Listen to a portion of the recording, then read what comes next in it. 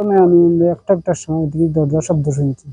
দরজার শব্দ শোনার পরে তো আমি আমার পাশের বাড়ি একটা ছেলে আমার ভাতিজা ও ঘুমা আছে। তো আমি বলছি এই খাই হিসেবে বাঘ। তখন দেখি তারা আমার অ্যাটাক করছে। ওইটা বলছে এই চিল্লাইস না। তো আমার মুখ তার মুখ বাইন্ধা বলছে কিতা আছে সামনে কিতা দে। তারপরে আমি বললাম আমার তো কিচ্ছু নাই। কয় কি আর কিচ্ছু নাই, সব কিচ্ছু আছে তোর।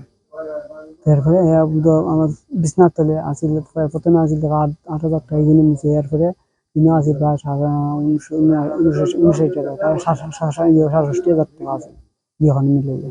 এবার সোনা আছে প্রায় ৪ ভরি। কিন্তু হইছে লইয়া আরো দে। আমাকে না কয় তোর শেষ করলি, দিলে দেন আর শেষ করলি। বলছি না, আমি তো কিচ্ছু নেই, তুমি যা পারেন না দিলেইছি তুমি মানুষের পিঠে উঠিয়া।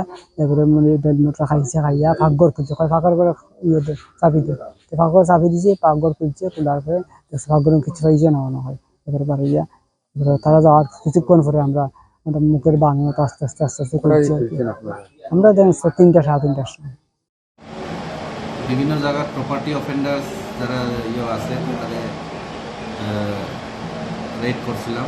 তারপরে এর মধ্যে 2 জন আমরা অ্যারেস্ট করছি এবং তাদেরকে 2 দিন পুলিশ রিমান্ড চেয়ে আমরা তাদেরকে ফার্দার ইন্টারোগেশনে লেগে আদালতে পাঠানো হয়েছে।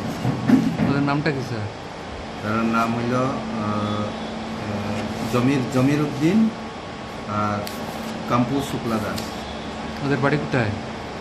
জমির উদ্দিনের বাড়ি সাউথ কদমতলা আর কাম্পুর বাড়ি সাউথ উড়ুয়া ধর্মনগর। স্যার ওই যে লালছড়া যে চুরি হয়েছিল এই ব্যাপারে তো ওদেরকে ধরেছিল। হ্যাঁ, এই লালছড়াতে একটা ডাকাতি কেস হয়েছিল, এই কেস কানেকশনে তারা ফরওয়ার্ড করা হয়েছে।